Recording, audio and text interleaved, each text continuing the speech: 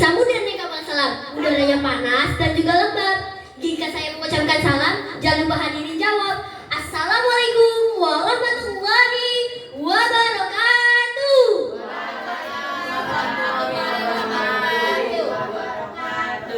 Bismillahirrahmanirrahim.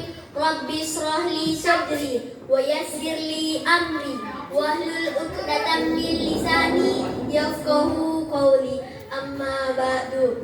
Qala Allah ta'ala fil Qur'anil Karim, a'udzu billahi minasy syaithanir rajim. Bismillahirrahmanirrahim. Subhanalladzi asra bi'abdihi lailan minal masjidil haram minal masjidil aqsa. Shadaqallahul azim. Yang saya hormati Bapak Kepala Sekolah MI Al-Barkah, Bapak Abdul Razak SAG. Yang saya hormati Bapak Ibu guru dan juga para juri. Pertama-tama, marilah kita panjatkan puji dan syukur kepada Allah Subhanahu wa Ta'ala yang telah memberikan kita banyak sekali rahmat, nikmat dan inayahnya, sehingga kita bisa berkumpul kembali di MI Al-Barkah ini. Salawat serta salam tak lupa kita hadiahkan kepada junjungan Nabi Muhammad Sallallahu Alaihi Wasallam dan juga para keluarganya, sahabat dan pengikutnya.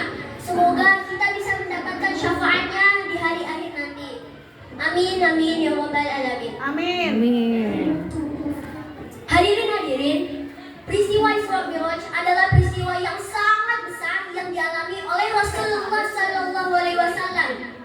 Walaupun masih banyak orang yang memperselisihkan kejadian waktu Isra Mi'raj tersebut, tapi banyak orang yang meyakini bahwa Isra Mi'raj terjadi pada 27 Rajab tahun 12 kenabian. Isra Mi'raj adalah perjalanan dua waktu. Yang perjalanan pertama yaitu Isra dari Masjidil Haram di Mekah ke Masjidil Aqsa di Palestina. Di perjalanan kedua yaitu Mi'raj dari Masjidil Aqsa di Palestina. Rasulullah Sallallahu Alaihi Wasallam naik ke langit pertama. Di langit pertama, Rasulullah Sallallahu Alaihi Wasallam bertemu dengan semua malaikat dan juga satu nabi yaitu Nabi Adam. Rasulullah Sallallahu Alaihi Wasallam melihat semua malaikat tersenyum kepada beliau, kecuali satu malaikat yaitu malaikat Malik, penjaga pintu neraka. Rasulullah Sallallahu Alaihi Wasallam merasa penasaran, apa isi dari pintu neraka itu.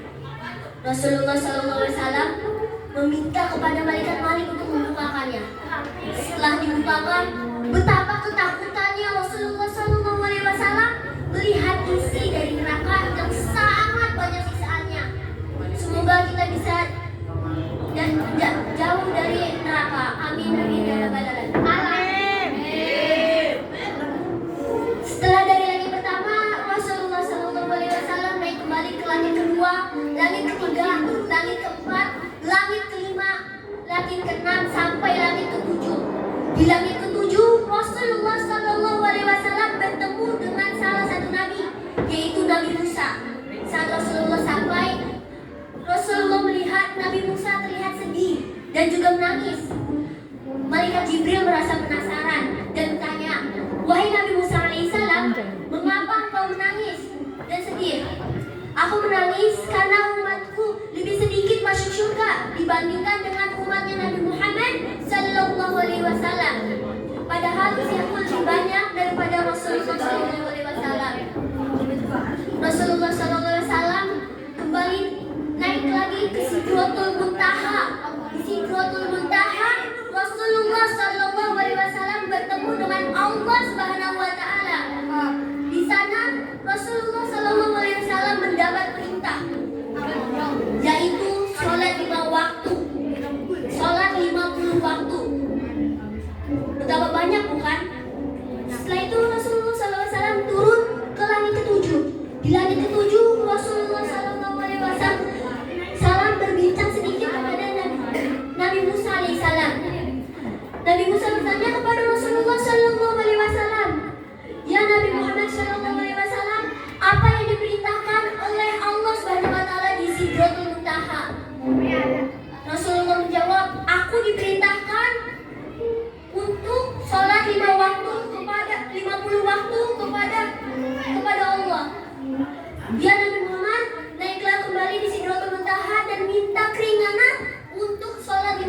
itu, Rasulullah SAW naik kembali ke Sidratul Muntaha.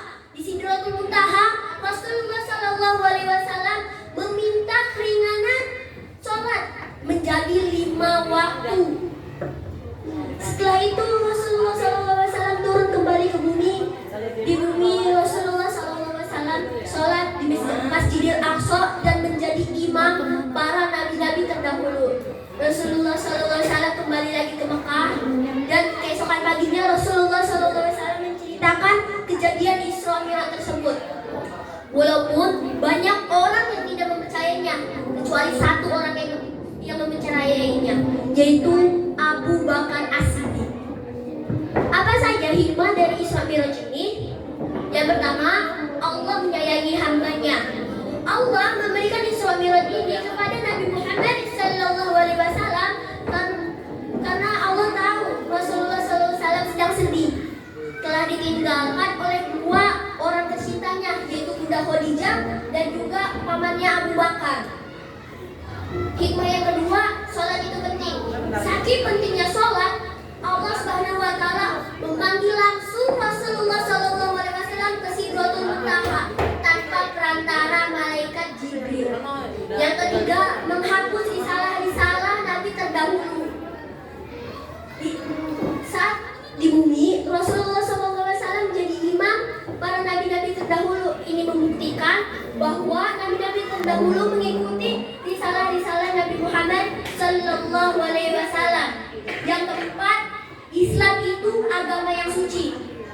Saat sebelum naik ke langit pertama, Rasulullah SAW dihidangkan 2 minuman, yaitu susu dan juga khamir.